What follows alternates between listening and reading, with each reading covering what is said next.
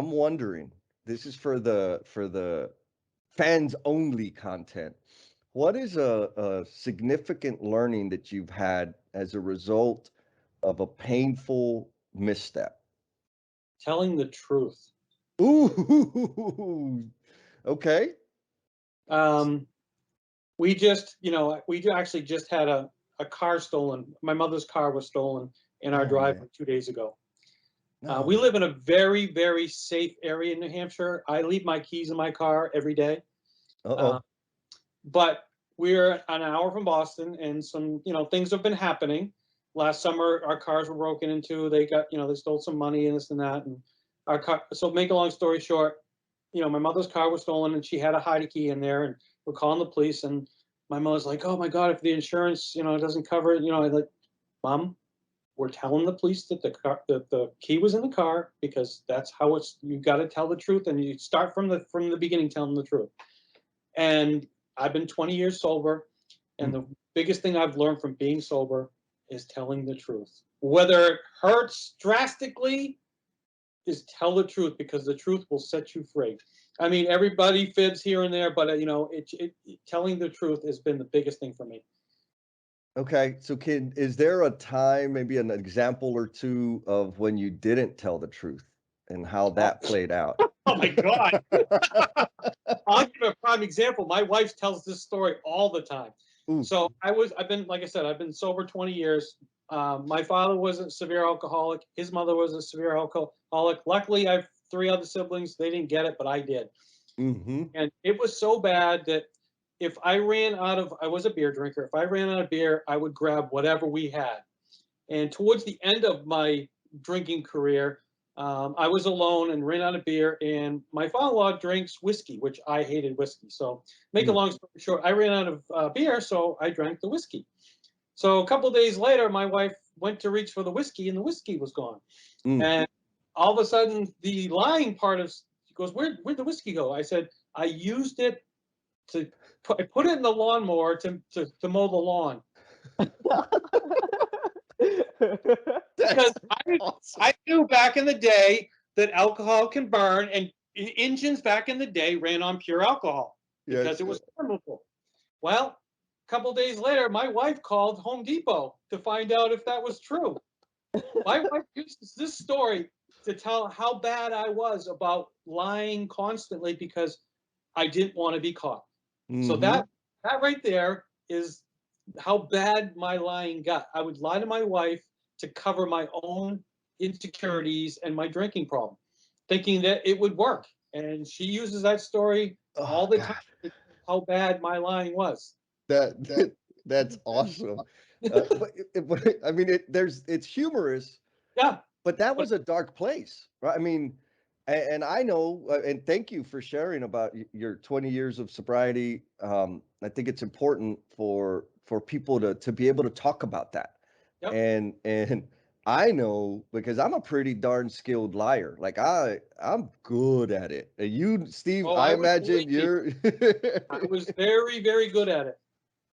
But what when we're living in that state, like you said, the fear, the insecurities, with all the lies, you spin this damn web, and it just kind of keeps tightening on you and tightening on you and tightening on you, and there's no way out. You got to try to memorize every damn crazy story that you put together and substantiate it and reinforce it, and then try to bring other people into your lie to cover your goofiness. And man, that is not a fun place to be. I appreciate you sharing that. I No, put it in the lawnmower. no, she uses that story all the time, and people just like, no, there's no way he said that. I'm like, yeah, I did say that, Uh, yeah. Oh man, Renee, any lies in your history? Man, I've been trying to think about that. Like as he was telling the story, I was like, man, what have I lied about? Because I know I'm no saint, but I can't recall any good ones, like really really good ones where it blew up with my face. I can Go ahead, remember. call me out, please. So I remember when Renee, he's my baby brother. He's younger than me by 18 years, and fortunately, if it wasn't for him, Steve, I wouldn't be here right now. he helped me discover my purpose. Just like And my yes, that's right. We need that person in our life, those people around us that are going to put up with all your nonsense, but help you aspire to be someone else or Mhm. something greater. Yep. Um, when he was in middle school, he said he wanted to go to college and he wanted to be a paleontologist. Hell, he was saying that when he was in elementary school. Cool. So I was like totally committed to helping him achieve that or realize that. Well, then he gets to his senior year in high school. And I start seeing him kind of fluff off. He's not applying to colleges. He's kind of, da da da da da. And my mom was in the hospital at this time.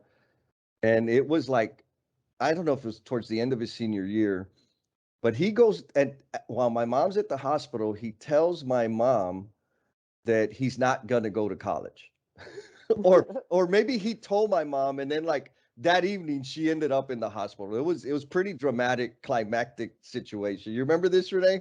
I don't Okay, remember so this.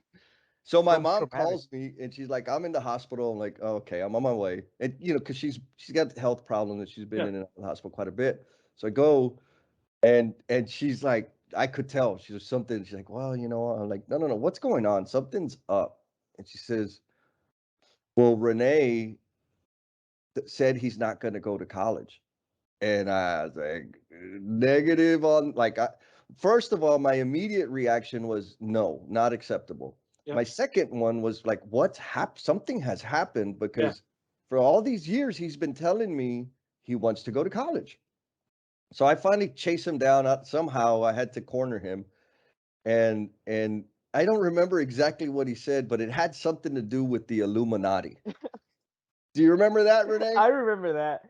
Yeah, there was like a whole intervention, like my mom and Jesse and my other brother Ernest. They like cornered me all in the living room at my mom's house, and they was like we weren't even sitting on the couch. I remember I was like sitting on a chair in the center of the living room, and they were like all in front of me, like on a panel, and like I remember that they were like interrogating me, and I do remember. I don't remember the details, but I remember like talking crazy, like making this elaborate. Like I remember. Oh, I don't remember the details, but yeah, I remember throwing the Illuminati in there as why I don't want to go. It's so Yes. bad. It was horrible. Like, what? Shut your mouth. You're going. Um, but it's what ended up, after some time passed, he finally opened up. He's like, look, Jesse, I didn't ever really want to go to college. I was saying I wanted to go to college because I thought that's what y'all wanted. Yeah. Hmm. And I'm like, my goodness, bad on me for not picking up on that. But I'm like, dude, if you wanted to be a ballerina, I would have supported that. Like, Yeah. all you had to do was, so to your point, Steve, all he Yeah. had to do was be true to himself and tell the truth, Yeah. and it would have been a whole different outcome. I mean, But, now, sometimes that's so hard yes, because yes, we don't know what the other person is thinking. right, right. And all we got to do is ask. Yeah. Right? All we have to do Oh is yeah. ask, and things get so much clearer. Man, that's Yeah. beautiful.